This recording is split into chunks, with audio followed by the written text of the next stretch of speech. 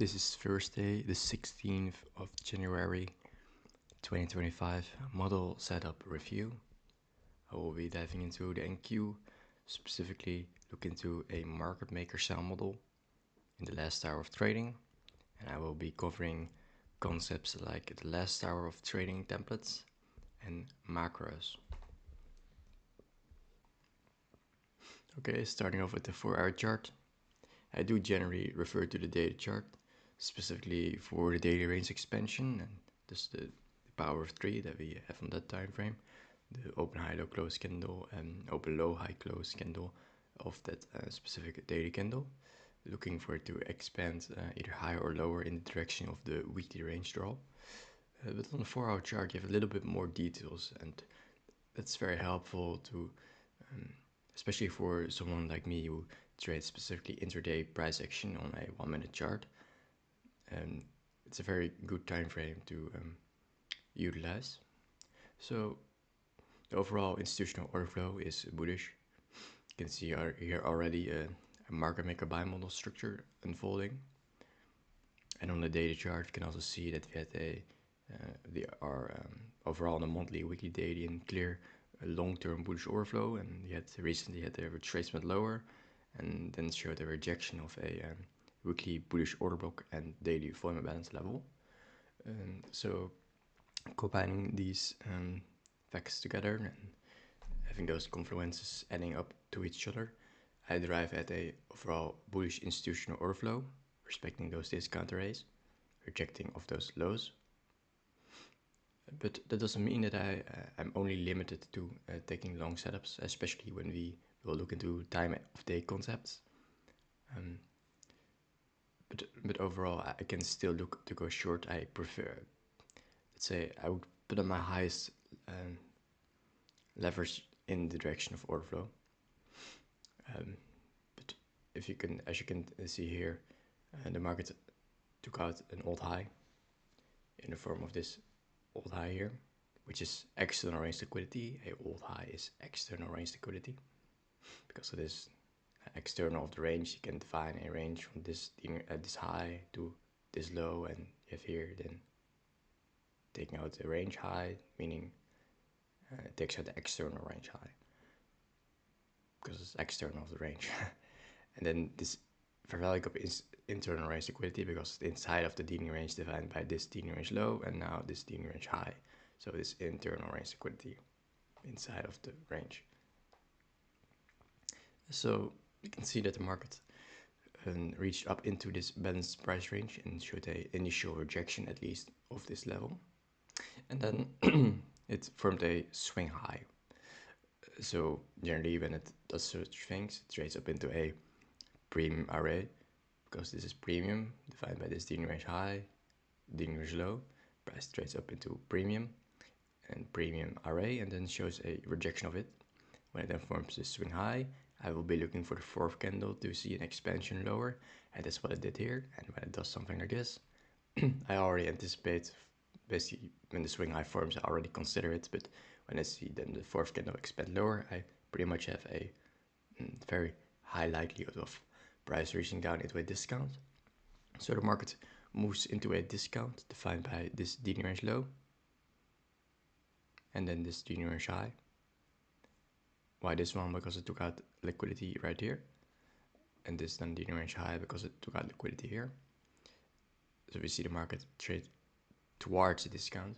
I don't even need it to reach discount for me to find profitability. I can just trade range expansion lower, reaching toward this discount. So we have institutional order flow being bullish, like I said. We have but discount retracement, so a retracement from premium down into discount, and external range to internal range liquidity from this old high down to this fair value gap. And we have an extra confluence being that price rejected of this balanced price range.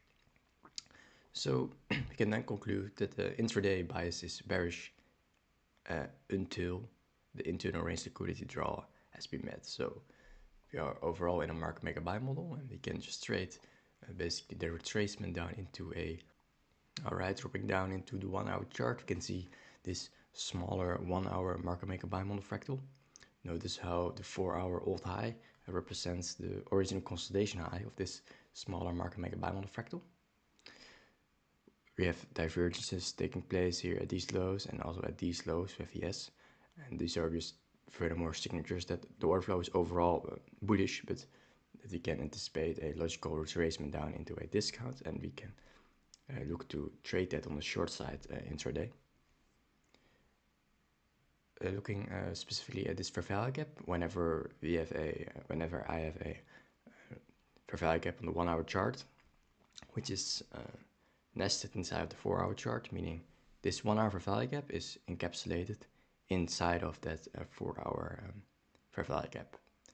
So when that is the case, I consider it refining that 4-hour fair value gap down to the 1-hour chart and have a more precise level and also a lower range to reach for, since this 1-hour fair value gap is inside of that 4-hour fair value gap, so I can look to target a lower level in price. When is a scenario when I wouldn't do something like this, refining it down? When we have, for example, that 4-hour fair value gap, let's see. Notice that it is really large and resides partially also still in premium. So let's say this fair value gap would be lower in the range and would really resides in the discount. Then I would not refine this 1-hour fair value gap down if this 1-hour fair value gap resides in the lower portion, the lower half of that 4-hour fair value gap, when it's already in a discount.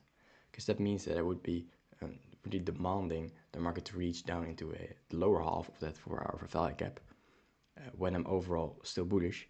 And that would be really just clashing of ideas, because if I'm bullish, I don't want to see price reach down into the lower half of a fair value gap. Ideally, I just want to see stay in the upper portion, the upper half of that fair value gap. And so that's in a scenario where I would not refine it, because in all likelihood, if it's really bullish, it would just leave the lower portion of that 4-hour fair value gap unfilled, which means it would have left this 1-hour fair value gap, if it was in the lower half of that 4-hour fair value gap, unfilled. It would never reach down into it. That means that price would then, if it's really bullish, expand higher and just roll right over top of my trade.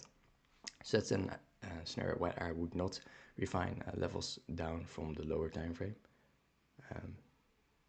but from the higher time frame down to the lower time frame. But in this case, this 1-hour fair value gap just resides in the upper half of this 4-hour fair value gap, which already does not really resides in discount, this portion. So then I can just perfectly fine refine it down and have a more specific level to reach for. That's what I did here. So last hour of trading templates. These are all bearish scenarios. All of them are just general rule of thumbs that I observed in my own study of price action that tend to repeat. And it's often is one of these three templates. There can be slight deviations from them, and these are just the general ideas. It's not like every day price will exactly look like one of these profiles, but they're pretty accurate, I've noticed. So the first one is a continuation to reach for a higher time frame sell-side liquidity draw that has not been met yet. So the general idea is that we have seen a decline prior to the last hour of trading, and then a retracement either during the last hour of trading or prior to it up into a premium array. Well, we have not yet met the higher time frame sell-side draw. So the sell-side draw can be any higher time frame draw, so it can be even a monthly, a weekly, daily sell-side liquidity draw that has not been met yet, but it can also be a 4-hour, a 1-hour, or a 50-minute sell-side liquidity draw. But I tend to look for sell-side draws that are at least 50 minutes or higher. So what would be sufficient here is, for example, a previous session low. So let's say this is the low, even easier. Let's say this is previous day low, and you have not reached for that specific previous day low yet during the PM session. Then when a retracement takes place, either during the PM session or the last hour of trading itself to reach up into a premium array, you can then look for a sell of lower, and that will then take place during the last hour of trading. So we can then trade this range expansion lower. So you have an impulse swing lower, then a retracement, and then a expansion swing lower. And we are looking to capitalize on that expansion swing during the last hour of trading in this specific template. So what you specifically look for is a sell-side liquidity draw that has not been engaged yet, and then you pretty much look to target that sell-side liquidity draw during the last hour of trading. That's the general idea, and then forms it closes very near the low of the day often. So the second template is that the last hour of trading will create the opposing end of the daily range. So the main difference between template A and B is that in template A, price has not yet reached the higher time frame sell-side draw, where in template B, price already had reached for the higher time frame sell-side draw prior to the last hour of trading, or right at the very start at the last hour of trading, so that there was not even an opportunity to engage in trying to sell short. That's the important thing here. You have a lot of range expansion still to reach for that higher time frame sell-side draw when we are in the last hour of trading, and in scenario A, template A, and in template B, we don't have that at all, or it's so minute that you can't really engage in it. So we anticipate, since we still have time of day, the market to create the opposing end of the daily range during that last hour of trading. And that will be on the basis of either external range to internal range liquidity or internal range to external range liquidity. Example of external range to internal range liquidity is seen here. So the market takes out a old low, let's say a previous day low, then creates a swing point, either with or without SMT, and then reaches back up into a internal range liquidity draw, which is this premium fair value gap, for example. So it moves from an old low up to a fair value gap that resides in premium, from external range liquidity up into internal range liquidity. And we are just trading in the last hour of trading, then in this template, the range expansion higher, so the rally higher, up into that internal range liquidity draw. So that's basically the idea. You're just looking for external range liquidity to internal range liquidity, or internal range liquidity to external range liquidity in that last hour of trading, if it will create the opposing end of the daily range. A scenario for a internal range liquidity to external range liquidity would be if price reaches down into a, let's say, a higher time frame discount fair value gap, and then forms a similar swing point as we see here, and then reaches higher to trade above old relative equal highs, let's say. Then it's moving from internal range liquidity, fair value gap, up to external range liquidity, old high. So that's like the general template. You're looking for the opposing end of the daily range, meaning you have a daily candle that is down closed. You will then pretty much just look to trade the range in between the low up to the close.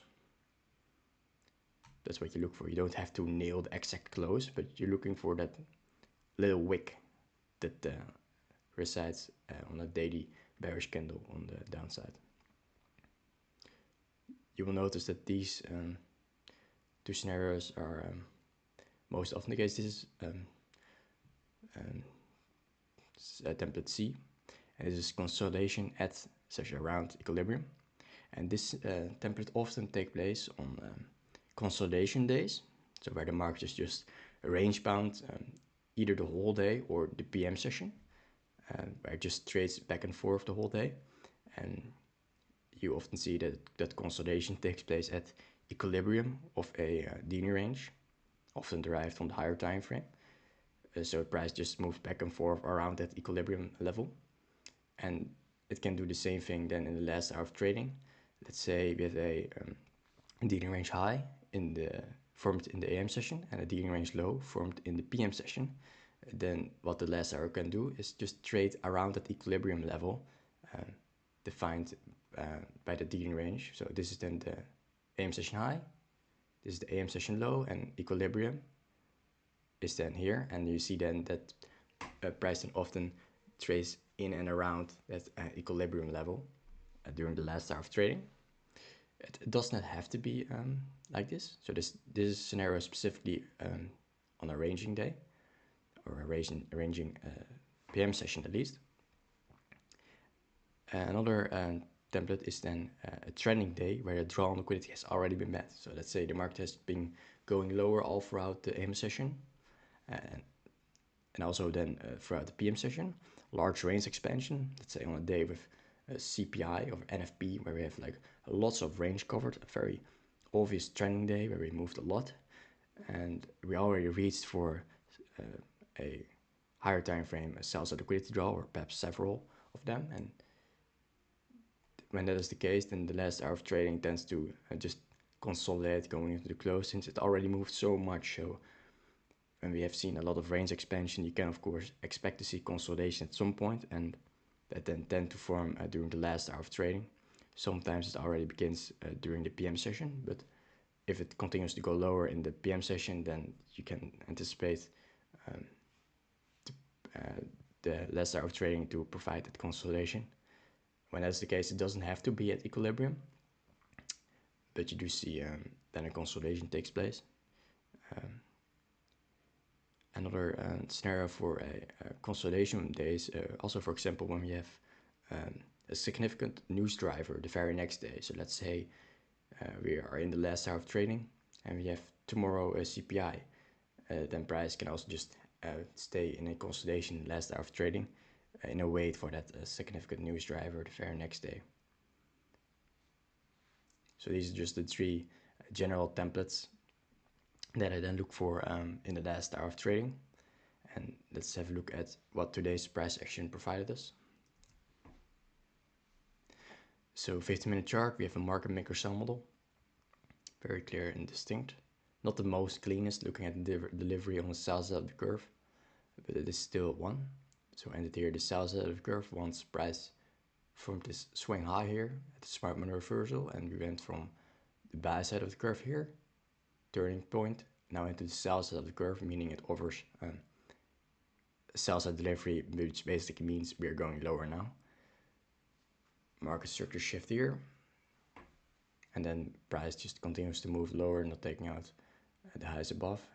It is kind of suspicious that price left these very clean relative equal highs all intact, which is not really that suspicious when we look at the higher time frame being bullish. So that it's just potentially future engineered buy side liquidity. Fancy terms. Yeah, the market structure shift bearish here, so order flow is bearish, market structure is bearish. But if you can already see here, this is very similar to the template that I have here, right? So a continuation to reach for a higher time frame sell side liquidity draw that has not been met yet. We have here a higher time frame sell side liquidity draw that has not been met yet, in the form of this nested 1 hour for value gap. And we have also this previous day AM session sell side liquidity. And when we are entering the last hour of trading, we have not yet reached for that specific level. So we can then expect a continuation in the last hour of trading to reach for that specific sell side liquidity draw derived from the higher time frame. So price reaches up into this premium for value gap on the 15-minute chart. Notice how the bodies are respecting this very specific level beautifully. Only a wick reaches higher above it. That's a mohawk. But what does that specific mohawk do?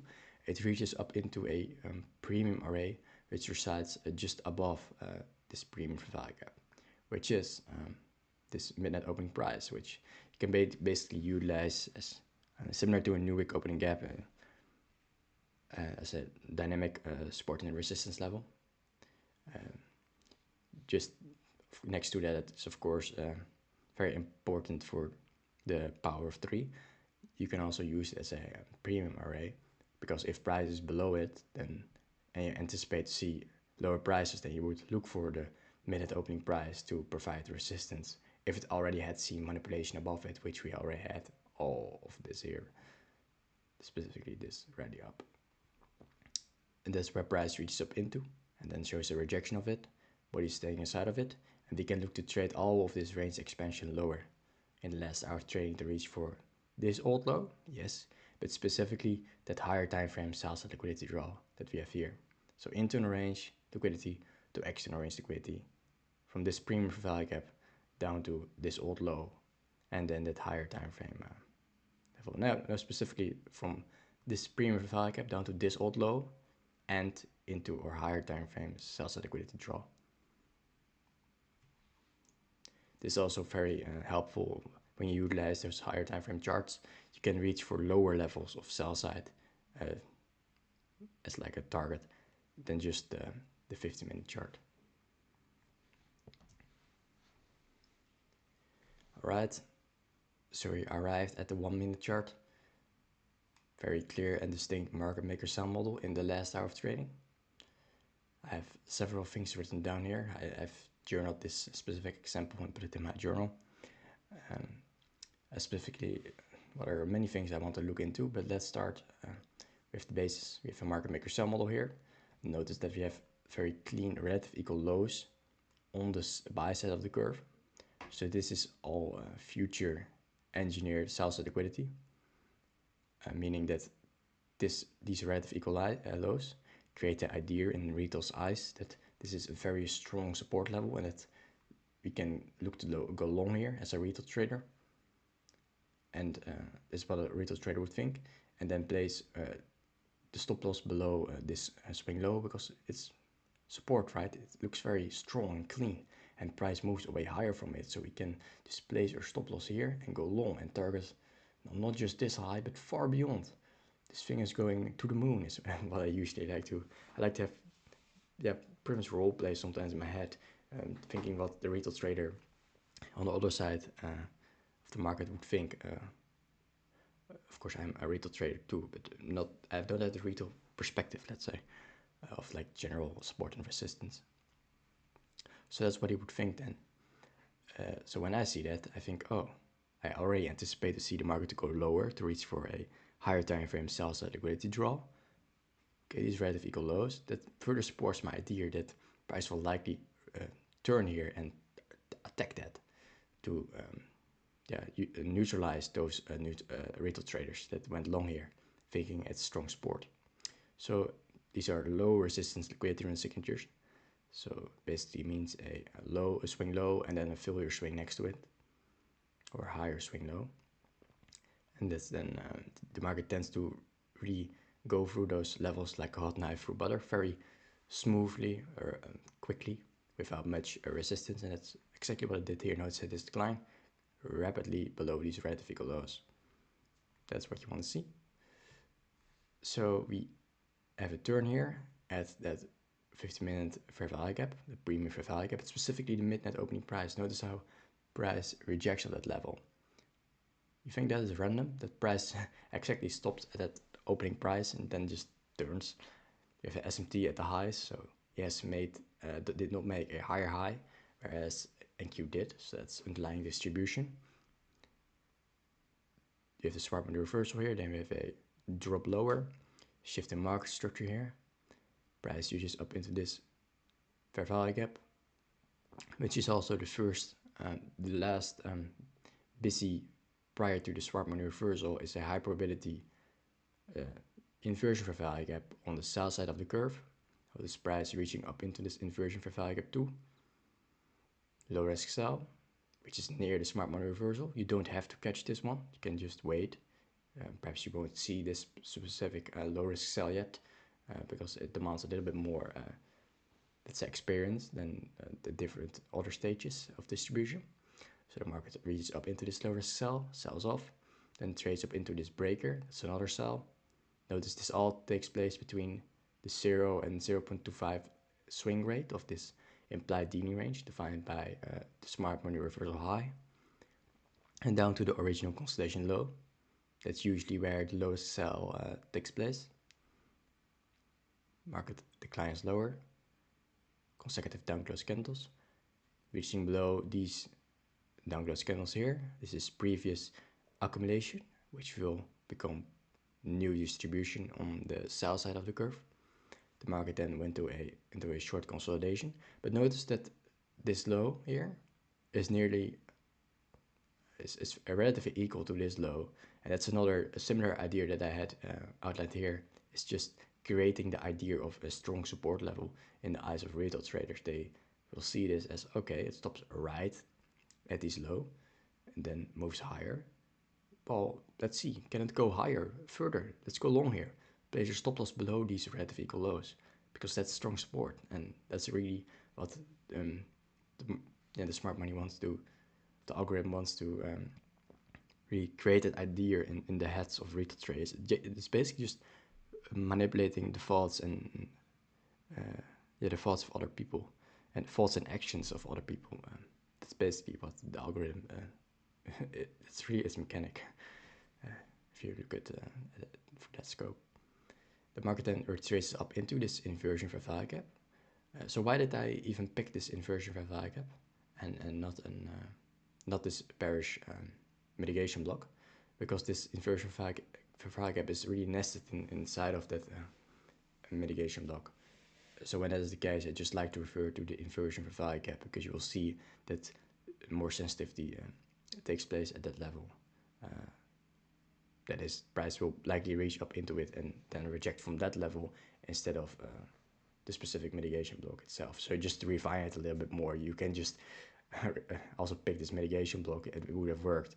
But this gives you a little bit more precision, because notice that the bodies stay below this inversion fair value gap, and only wicks reaching up into it. That's what I pretty much mean with it. So the market reaches up into this inversion fair value gap and also this small little fair value gap. Now I do have to note that I was specifically waiting for price to reach up into a premium. So this from balance slash fair value gap. It did not give it to me on NQ, so it never reached up into a short-term premium, that is. Defined by this D range high, D range low, it never reaches up into it. So this would then be was a trade that I then did not engage in, because my rule stated I have to wait for the market to treat up into equilibrium to premium, and that's not what it did here.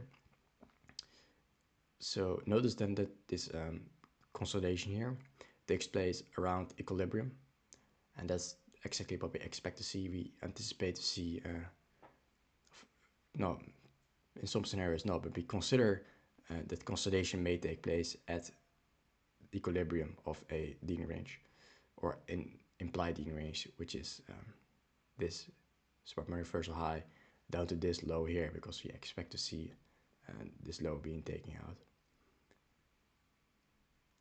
So this is not just a generic consolidation, it's specifically time distortion. Why? Because of the time element. So the market is pretty much in a wait here, and you won't identify it immediately, but when you see that the market is just continuously in a consolidation and throughout the 1550 to 5045 macro, after it done the self here, then I was thinking about, yeah, it's probably time distortion, because it just really marking time. It's not doing anything but mark time. And what is it then waiting for that last ditch macro between 5050 and 1610 in military time and European time? And that's where it was really waiting for. Notice that this was just all marking time, and then exactly when the macro starts, price reaches below this time distortion range low. So whenever price in a time distortion, you just refer to the specific reference points, the most significant ones, which is often the range high and the range low. And then when price takes out either side of the range, you begin to look again at price action. Just pretty much ignore everything that is in between, and that's what I did here. After it established this high and this low. So this is all, I don't really look at that. You can say order block, but yeah, you could have utilized this order block still, but let's go back to the topic. So price takes out the time distortion range low, and that's when my attention turned back to this inversion fair value gap. Price reaches up into this inversion fair value gap right at the start of that macro, and then sells off. This is stage 2 redistribution. Large consecutive down close candles. Look at this, to reach for that 50-minute old low, which is the 1-minute original consolidation low, completing this 1-minute market maker sell model fractal, but continue to go lower. Why? To reach for that higher time frame sell side liquidity draw, which we outlined on the higher time frame. That's why it's so important to have a look at that higher time frame, because you see much more, you get a much wider view, you could say. And then eventually reaching for that level, I think just after the close. So Would have been even better if it reaches here right at this candle, right before the close, but you won't always have the most perfect perfections. Interesting thing to do is do some standard deviations. For example, from this high down to this low, you would probably see some convergence with this old low here and this higher time frame south side draw. You can also use this high down to this low. You could probably similar ideas. Yeah, SMT here. There was a major SMT taking place between this high and this low. Outside of that, this would then be stage 1 distribution. This on second stage, and you see the difference in delivery, very quick. Sudden delivery lower. This is the unicorn, you could say. The silver bullet, the original one. But it's very interesting to see how it was just passing time, and then right at the macro price takes out the time distortion range low, retraces up into an inversion with value gap, and then sells off lower. It's just very cool to see. It does exactly that at that time. Notice in general at what time the turning places take place and at what time the stages of distribution form. You often see that the 1450 to 1510 macro will set up the stage for the last hour of trading, meaning you often a scenario what you see is that the 1450 to 1510 will create the smart money reversal or part of the buy side of the curve in a market maker sell model. And it will then set up the stage for the last hour of trading distribution lower in the market maker sell model. So you then see the 1415 to 1510 macro create a smart money reversal like it does here. Not always, but it's pretty much a repeating phenomenon that you see sometimes. And then the 1550 to 1545 macro will create all the stages of distribution and then either reaches for the drawn liquidity, which is then the original constellation low, or does not. And if it does not, then that last macro will reach for that. If it does reach for that liquidity draw, then this last macro either doesn't do much at all or just trades back into the range again. But yeah,